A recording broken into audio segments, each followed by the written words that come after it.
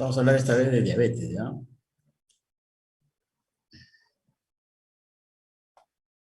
A ver, vamos a ver.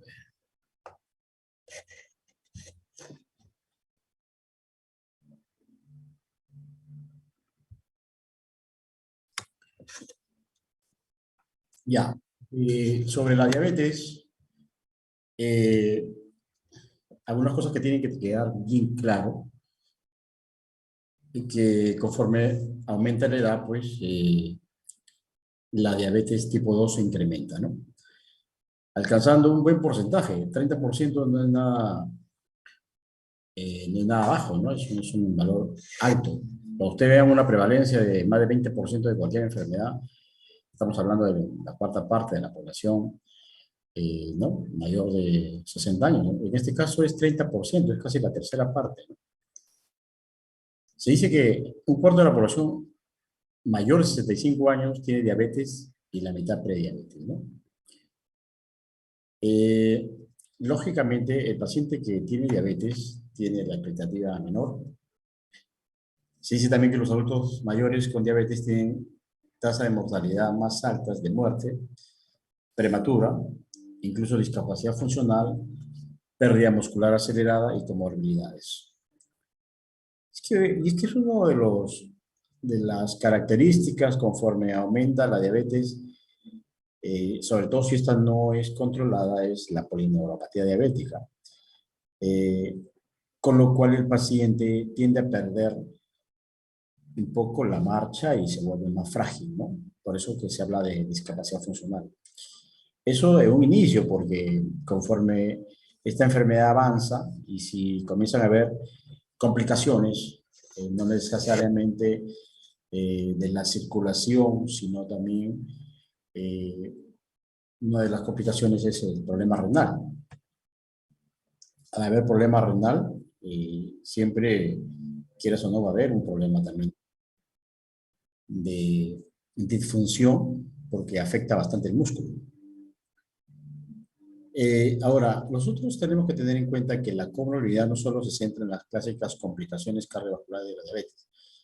Por último, como otro de los factores diferenciales, la asociación entre mortalidad y diabetes parece disminuir en las personas mayores. Eh, ¿Qué es lo que quiere decir acá? Conforme aumenta la edad, es probable que la glucosa suba, ¿no? Pero mientras más tardía es la aparición de la glucosa,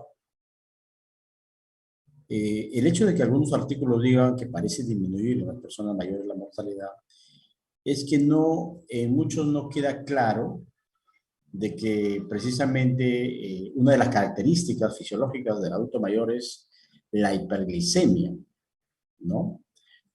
Y a la que los que no son geriatras lo llaman prediabetes, cuando en realidad puede ser un valor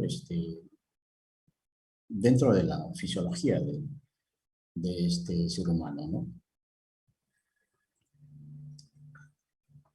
A ver, tan que ingresan ahorita. Sigamos. Este,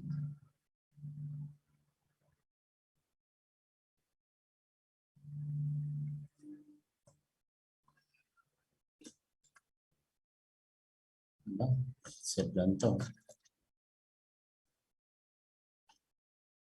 Ya, acá vemos otra de las características, que la diabetes mellitus de inicio en el anciano es silente y silencioso, ¿no? No es inusual el diagnóstico de diabetes mellitus en edades muy avanzadas, y es precisamente porque hay una situación de glucosa que sube, como les habíamos dicho, propio del envejecimiento, sin llegar todavía a valores de diabetes, ¿no? Pero hay un porcentaje que ya llega a cumplir los valores de glucosas altas con característica de diabetes, según las guías. Se dice que es más adecuado hablar de anciano con diabetes que de diabetes del anciano, ¿no? Al ser las características de las que condicionan la mayoría de las peculiaridades y diferencias en el manejo de estos enfermos respecto a lo de las edades más jóvenes. Hay una característica que tienes que tener en cuenta en los pacientes diabéticos, es la polifarmacia. La polifarmacia, eh, que es producido también por la comorbilidad, ¿no? Porque no hay polifarmacia si no hubiera comorbilidad.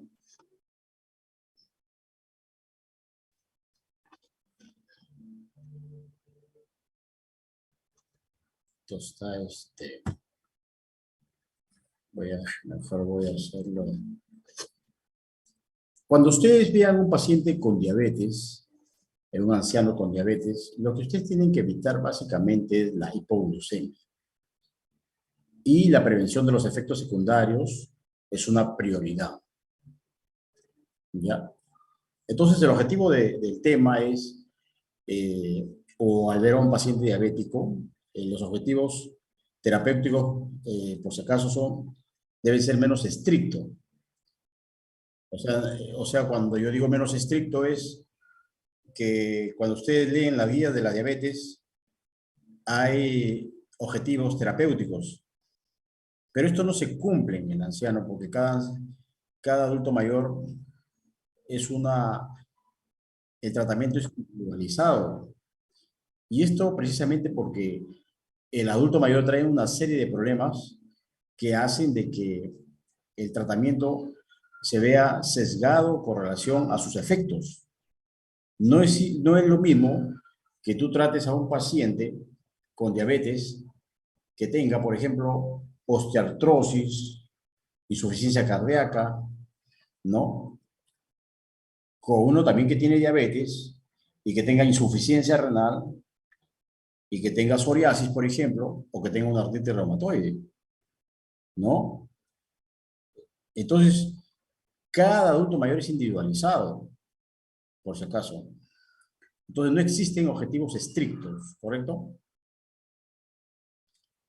Ahora, es importante considerar que mientras que el joven y el adulto, la diabetes mata, en el joven y el adulto, en el anciano, básicamente, eso tienen que tenerlo presente.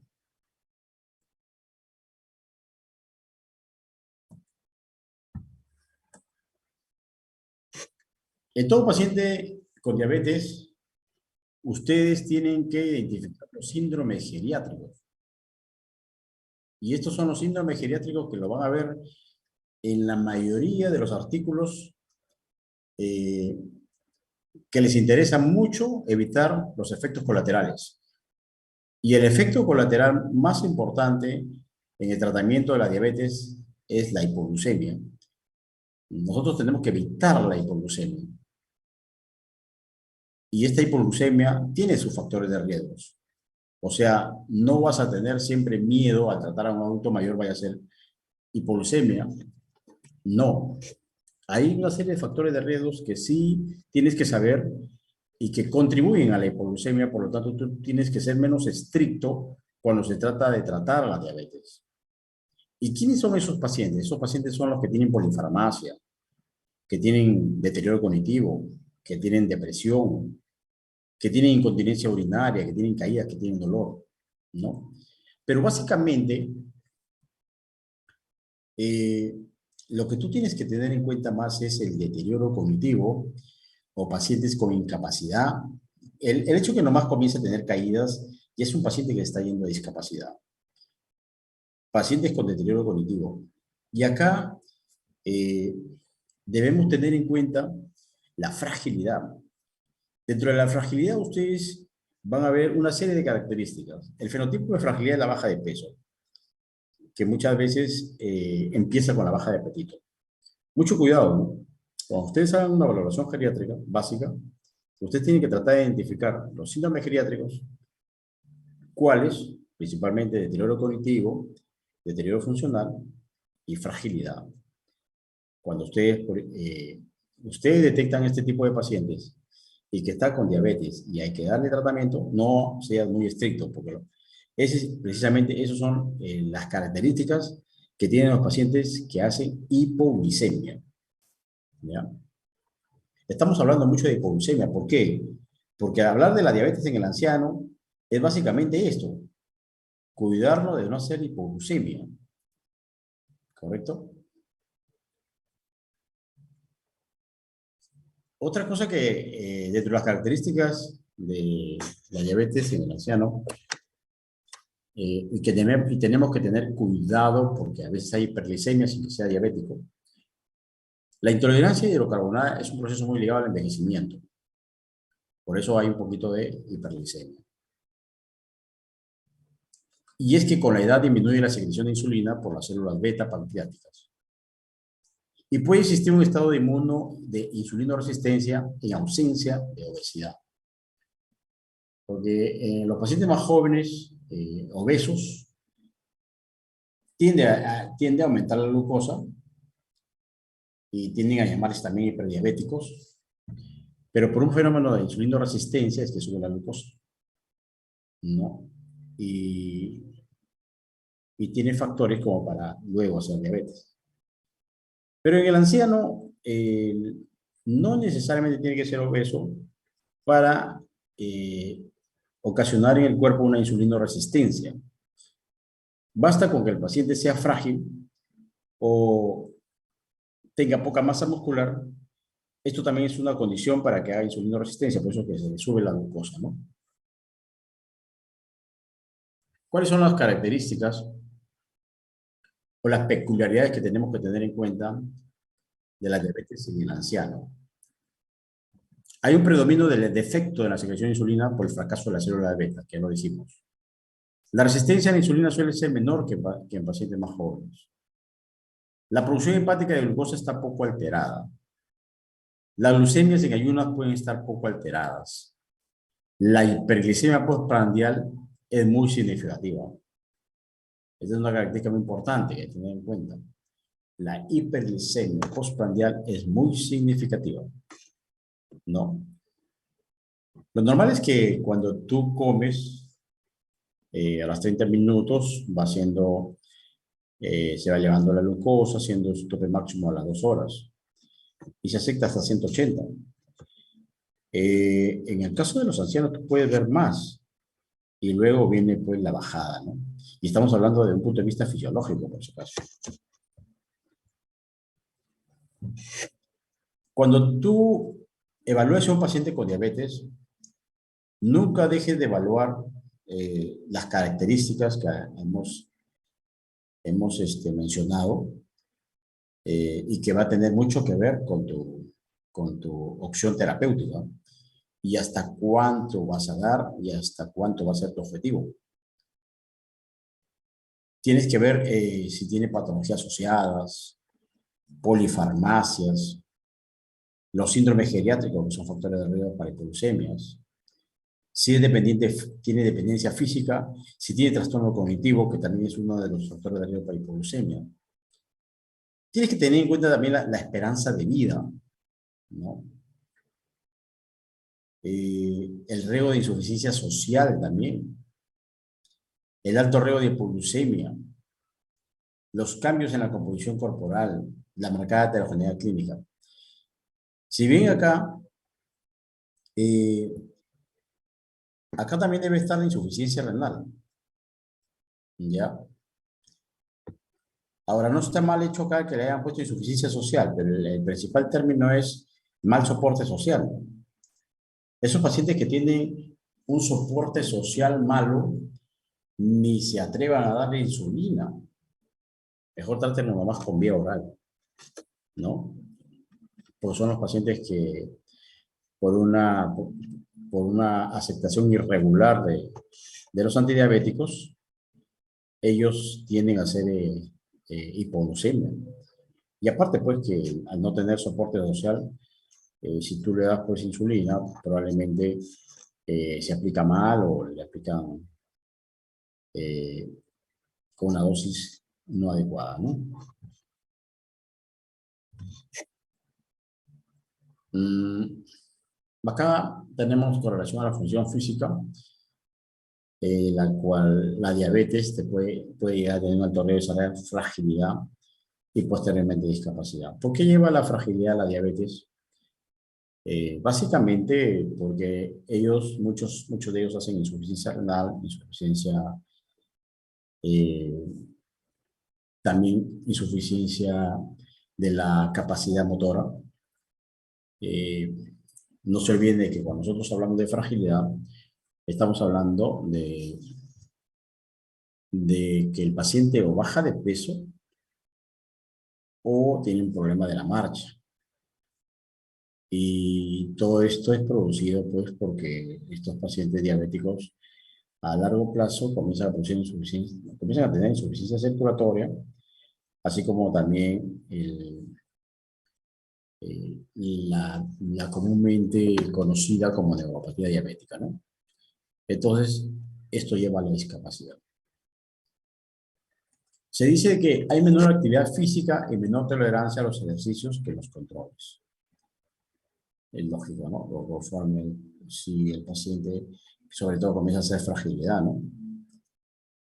Se dice que las personas mayores con diabetes tienen más discapacidad que los que no tienen diabetes. Eso es cierto, por las razones antes mencionadas. Tenemos que tener en cuenta también las comorbilidades, por si acaso. ¿Ya? El tratar a un paciente anciano diabético es todo un arte, porque, sobre todo por las comorbilidades que trae, y ustedes tienen que saber, desde incluso de la medicina que está tomando, para que no haya interacción con lo que le vas a dar, ¿no? Tienes que saber también, eh, aparte de las enfermedades, que es lo que toma, para que no haya interacción con los medicamentos, ¿no? Y, ¿qué comorbilidades? ¿Qué comorbilidades básicamente ustedes deben tener en cuenta? Porque comorbilidades hay un montón. Hay asma, hay EPOC, osteoporosis.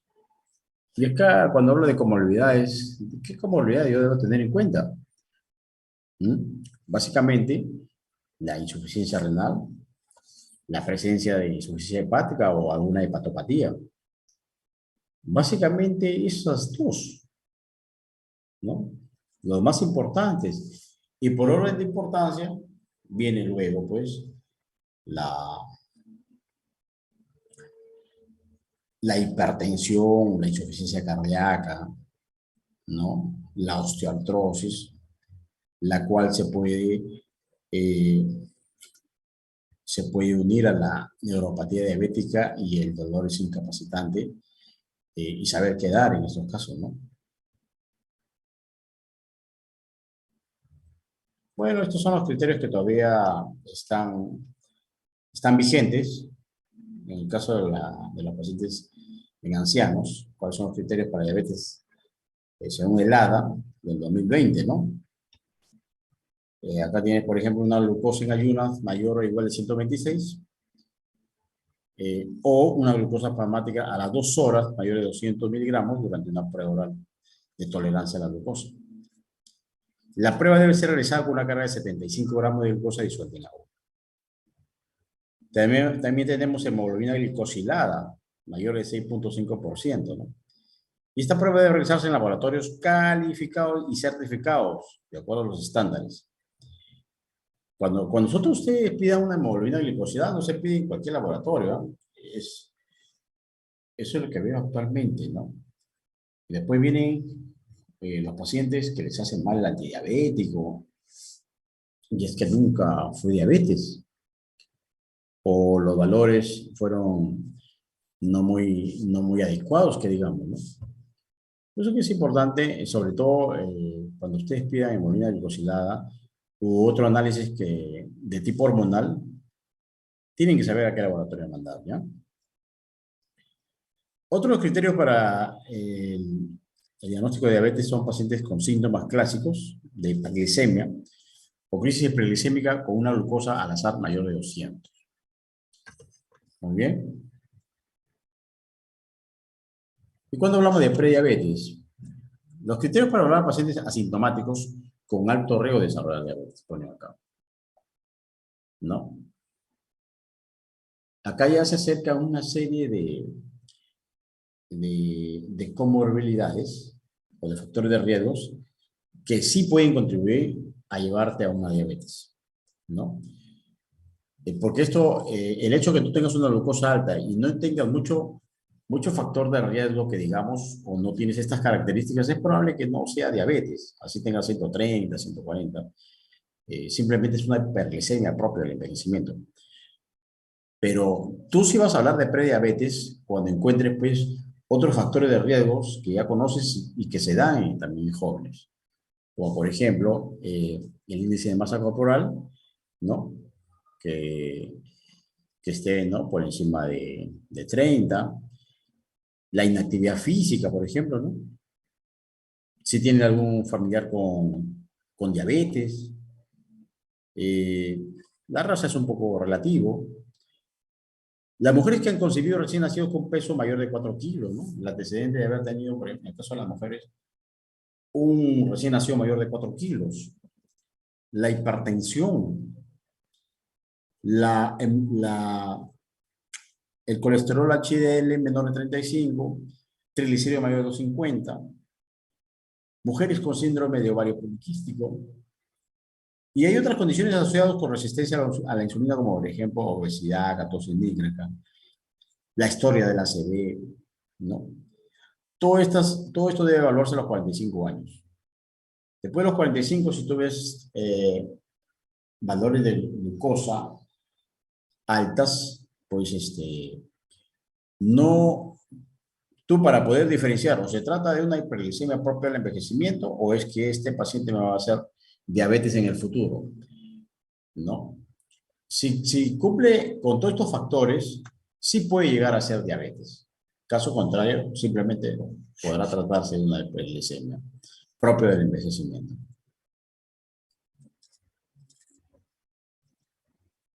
Predictores de la expectativa de vida, importante, ¿no?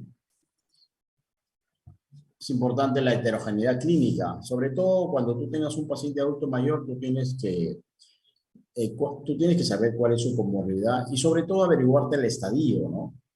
Porque ya cuando están con el estadio avanzado, por lo menos ya tienes decir que este paciente ya es un terminal no oncológico y la sobrevida de estos pacientes son 1 a 5 años, ¿no? Eh, Igual, en el caso de las comorbilidades, hay que tener en cuenta las comorbilidades.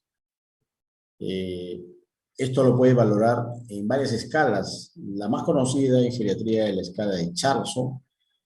Charlson ahí te pone qué puntaje tiene este paciente con relación al número de comorbilidades para tú decir, este paciente tiene una expectativa de vida corta, ¿no?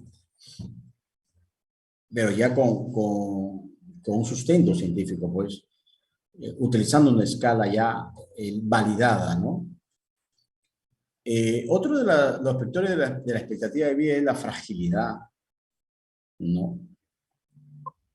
Ustedes saben que con el solo hecho de tener fragilidad, incluso sin ser diabético, el solo hecho de tener fragilidad ya prevé una discapacidad de aquí a 5 a 6 años, ¿no? Otro de los factores predictores de expectativa de vida es el trastorno cognitivo. Hay muchos pacientes cuando hablo de trastorno cognitivo, podemos estar hablando básicamente del más frecuente, que es el Alzheimer. Tener en cuenta también la dependencia, si es dependiente, es independiente, dependiente parcial o dependiente total. Generalmente los que son dependientes totales, ya estamos hablando de terminales no oncológicos, ¿no? Cuando son dependientes en todas sus actividades básicas de la vida diaria.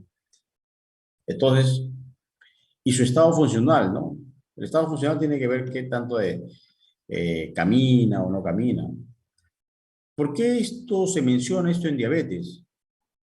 Porque probablemente está con hiperglicemia y tú tienes que tener bastante cuidado en dar o no dar medicina, porque a lo mejor lo empeoras, porque precisamente estas son características para que los pacientes hagan hipoglicemia.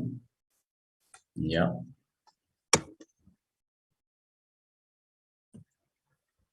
Seguimos.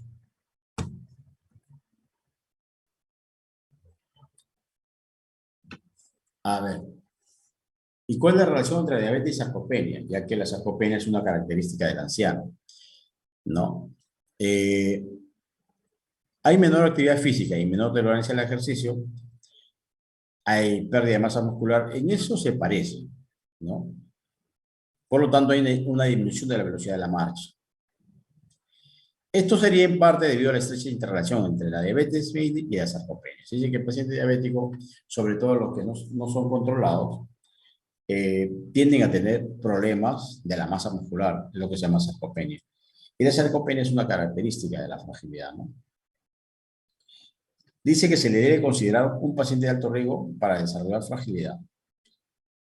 Sobre todo, pues, en los pacientes que se les encuentra sarcopenia, ¿no?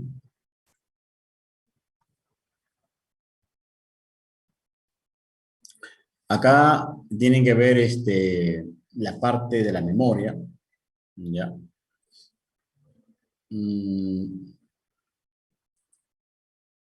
Acá ustedes pueden ver la relación que tiene según la área afectada, ¿no? Por ejemplo, ¿cuál es su relación con el tratamiento o con la diabetes o con el tratamiento, ¿no? Área de la condición afectada, por ejemplo, pérdida de memoria, impacto en el autocontrol, olvido de la realización de los controles de glucosa, olvido del empleo de la insulina. Eso lógicamente ya va a ser un problema, ¿no? Por eso que acá ya se vuelven dependientes y tiene que hacerlo una persona para que haga un control estricto. Ahora, ¿cuál es la estrategia de mejora en estos casos cuando un paciente pierde la memoria, es diabético? Se dice que hay que disminuir la frecuencia de controles y hay que aplicar insulinas basales de larga duración, ¿no? Hay que repetir educación en cada visita. Acá pues es un problema, porque si el paciente se vuelve dependiente, se vuelve discapacitado, tú tienes que ir a ver a su casa. Hay hospitales como es Salud que tiene pues el programa de atención domiciliaria, pero los pacientes que no son asegurados no tienen esa ventaja. Y tienes que estar diciéndoles que vengan al consultorio para hacer un control más estricto de su glucosa, ¿no? Y estricto entre comillas, porque no me refiero a estricto en el objetivo terapéutico, por si acaso. Porque estos pacientes que tienen problemas cognitivos son pacientes que van a ser hipoglucemias si los tratan mal. Acá están las comorbilidades que tú tienes que tener en cuenta antes de tratar a un paciente con diabetes. No es fácil, ¿no es cierto? Cuando ustedes hablan de la diabetes en jóvenes o en adultos jóvenes, bueno, tú ahí cumples el objetivo y das tratamiento. Pero en los ancianos no, porque los ancianos vienen acompañados de comorbilidades que te pueden alterar o haces interacción o simplemente son comorbilidades que cuando uno los trata al paciente no puede lograr el objetivo, ¿no? Estas comorbilidades son la insuficiencia cardíaca, la depresión, las caídas, la hipertensión, la incontinencia, la enfermedad renal crónica, el antecedente de infarto a miocardio, accidente cerebrovascular. En estos pacientes, ser menos estricto en el tratamiento. Si, por ejemplo, su glucosa está por encima de 220, pues puedes dar pues, es cierto, tratamiento antidiabético a baja dosis, porque estos pacientes tienden a bajar su glucosa. La idea es solamente bajarlo poco, ¿no? Por lo menos que llegue por debajo de 150, ¿no? Porque si es más si lo traes a la hipoglucemia. Bueno, acá hablan de diabetes y la diabetes y su relación con la dependencia funcional. Eh, Mientras más años tenga de diabetes y si esta diabetes no ha sido bien controlada o tienes un cumplimiento irregular, de hecho que esta diabetes se va a la discapacidad del paciente, ¿no? O sea, se vuelve dependiente. Miren la serie de factores que existen para que dé hipoglucemia. En quienes, por ejemplo, da hipoglucemia. Por eso lo tienes que tener en cuenta en el tratamiento, cuando hay edad avanzada. Cuando yo hablo de edad avanzada, estamos hablando de mayores de 85 años, por el caso. diabetes de larga evolución, pacientes con comorbilidad, pacientes con polifarmacia, insuficiencia renal o insuficiencia hepática, deterioro cognitivo, o sea, falla de memoria, ¿ya? Básicamente, estos son los factores de riesgos para que los pacientes tiendan a hacer hipoglucemia, si es que tú lo tratas, sea con antidiabéticos orales o sea con insulina, eh, pueden tender a hacer hipoglucemias, ¿ya? Bueno, estos son los objetivos del tratamiento. Miren acá, características del paciente en esta, bueno, voy a poner altito, acá está. Acá tenemos varias columnas. ¿Cómo debe ser? Para cada tipo de paciente tú tienes que tener un objetivo. Por ejemplo, característica del paciente, su estado de salud. Si es sano, ¿no? Entre comillas. La razón fundamental dice mayor esperanza de vida restante. La meta razonable, por ejemplo, es acá en menos de 7.5 con relación a la hemoglobina glicosilada. Pero la glucosa en ayunas o postprandial, el objetivo debe ser entre 90 y 130. La glucosa en hora de acostarse es 90 a 159. Y la presión arterial debe estar bien. Con relación a las estatinas, a menos que estén contraindicadas o no sean toleradas, hay que usarla, ¿no? Ahí, por ejemplo, ven un ejemplo, cómo es que debes tratar, cómo debe ser el objetivo de tu tratamiento en los pacientes geriátricos. Y vas a ver un tipo de pacientes, que es el paciente sano, ¿no? Y cuáles deben ser sus objetivos. Ahora hay pacientes con características complejas, o sea, que tienen por lo menos comorbilidades de 2 o más. Y son dependientes, por lo menos en 2 actividades de la básica de la vida diaria. O sea, ya hay cierta discapacidad. Entonces acá tu meta de glucosa, como podrás ver, ya no es hasta 7.5, sino puede ser hasta 8, ¿no? Y las glucosas postprandiales ya son un poquito, los valores son un poquito más altos. A la hora de acostarse es un poco más alto. ¿Se dan cuenta? Ahora, hay otro tipo de pacientes que son mucho más complejos, ¿no? Donde ya es casi igual que el paciente complejo intermedio, eh, solo que ya tienes una dependencia mayor, ¿no? Estos pacientes tienen muy limitada su esperanza de vida, ¿no? Cuando tú le haces la escala de Charson, tú enumeras todas las comunidades y probablemente su esperanza de vida es corta. No esperes bajar mucho la glucosa. Tu objetivo con la hemoglobina glicosilada debe ser menos de 8.5. En las glucosas postprandiales de 100 a 180, ¿no? Y la glucosa a la hora de acostarse de 110 a 200. ¿Ves? O sea, mientras más complejo sea el paciente, cuando hablo de complejos, más de 2 enfermedades crónicas, deterioro cognitivo, dependencia, en estos pacientes debes tener bastante cuidado para bajar la glucosa. O simplemente, si no tienes mucha experiencia en manejar esto, envíalo a un especialista. Pero no es nada difícil. Simplemente eh, tienes que tener cuidado en iniciar sobre todo en dosis bajas. ¿Ya? Por ejemplo, hay pacientes geriátricos que vienen como mayores de 200 y están bien, ¿no? No tienen casi síntomas. ¿Le vas a bajar la glucosa? Yo te diría que pruebes primero con una dieta o con un tratamiento antidiabético no farmacológico. Y posteriormente, pues, luego su control, si sigue el problema, pues darle un antidiabético. ¿Ya? Un antidiabético evitando sobre todo la insulina y las sulfanilurias, que en estos casos, que en los pacientes con estas características complejas, sí producen hipoglucemia. ¿Ya?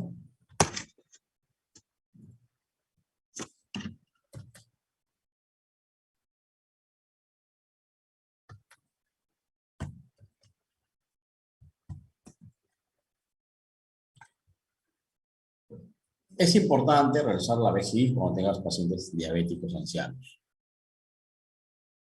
Mayor riesgo de deterioro cognitivo e institucionalización. Hay que detectar si lo hay en deterioro cognitivo o se trata ya de una demencia. La diabetes está asociada a la sarcopenia por mala calidad muscular, reducción de fuerza y pérdida acelerada de masa muscular. La mala ingesta nutricional puede contribuir a la sarcopenia.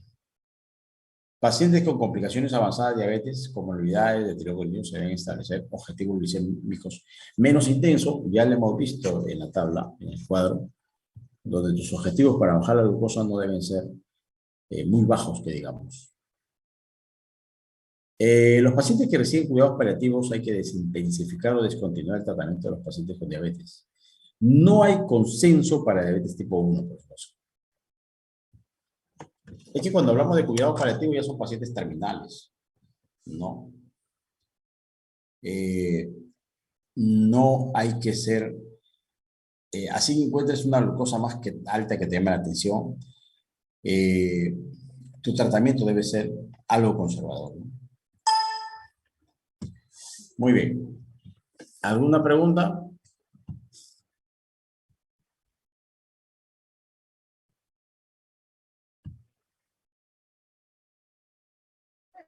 No, doctor. Doctor, Claro. disculpe, Dime. eh, una vez yo quería comentarle que una vez vi un caso en el hospital de un paciente que era adulto mayor, aproximadamente de 80 años, Ya. al que, o sea, como es un paciente frágil, no comía. Y a ese paciente se le siguió dando su tratamiento con hipoglucemiantes y derivó en una emergencia eh, por hipoglucemia severa y vino con alteración del estado del sensorio. En casos de pacientes, por ejemplo, así que no comen, en ancianos que a pesar de, mm, o sea, se les sigue dando el tratamiento, ¿cómo evitar un riesgo de una crisis hipoglucémica? Claro. Muy bien. Por eso que es importante la evaluación geriátrica básica, ¿no? Para que si tú encuentras sobre todo deterioro cognitivo o deterioro funcional, o es un paciente con múltiples comorbilidades, esos son pacientes los que van a ser hipoglucemias, ¿no? Hay que tratar de dar antidiabéticos a esos pacientes. Y hay algo que es muy importante que has dicho, la baja de apetito. Si el paciente no te come, no le des antidiabéticos. Así sea diabético, no le des. ¿Ya? Prefiero tenerlo con la Ya, glucosa alta que baja. Porque con la glucosa alta, tú puedes manejarlo con otros antidiabéticos que no sean sobre todo sulfanilurias. Estamos hablando de glibenclamida, estamos hablando de imeperide, que mucha gente lo usa, ¿no? O algunos porque encontró más de 200 le meten insulina. No lo hagas, no lo hagas. Simplemente, tú puedes, hay bastante clasificaciones de antidiabéticos en la cual tú puedes utilizar incluso los inhibidores de, de enzimas digestivas, ¿no? O los antidiabéticos tipo metformina, quédate con eso, ¿no? En ellos, con estas características, puedes bajar un poquito la glucosa y no tanto, ¿no? Y porque si no vas a provocar este tipo de diatogenes, sí, hasta ahora existe, ¿no? Hasta ahora claro. existe. Sobre todo, hay colegas que creo que, por ejemplo, hay algunas universidades que no llevan geriatría, ¿no? La PEORRI no lleva geriatría. Casi todos los médicos he visto en muchos de ellos, y, bueno, no necesariamente ellos, sino que también algunos desconocen, o no lo practican bien, o no se acuerdan en dónde debemos tener cuidado para tratar la diabetes, en este caso en el anciano. eh, para de esta manera evitar hipoglucemia. Si tú le produces a un viejito hipoglucemia, no necesariamente un viejito, sino un adulto mayor, eh, lo puede llevar a la hipoxia cerebral y ya no lo saca, ya se queda así para siempre, ¿no? Ni siquiera una rehabilitación puede sacarlo de ese estado. Ya mataste neuronas. Rápido nomás. ¿Ya? Preferible no le des antidiabéticos si el paciente sobre todo tiene todos estos factores de riesgo que ustedes han visto. ¿Ya? Si viene a tu consultorio un paciente adulto mayor, tiene deterioro cognitivo, tiene baja de apetito, tiene múltiples enfermedades, tiene polifarmacia, preferible solamente, usa bastante la terapia no farmacológica con relación a la dieta y usa fármacos que no sean sulfamilureas e inicia tratamiento a bajas dosis y va subiendo cada 2 semanas y no baja. Pero ese es el tratamiento mejor para este tipo de pacientes. ¿Ya, muchachos? Ya, doctor, muchas gracias. Muy bien, gracias por tu intervención. ¿Alguna otra intervención? Son 32 alumnos más o menos. No han entrado. Ya, si tuviera alguna otra pregunta. Mañana hay clase, ¿no? Con un grupo, en la noche. Que duermen estos muchachos, no responden. Sí, doctor. Ah, ya, muy bien.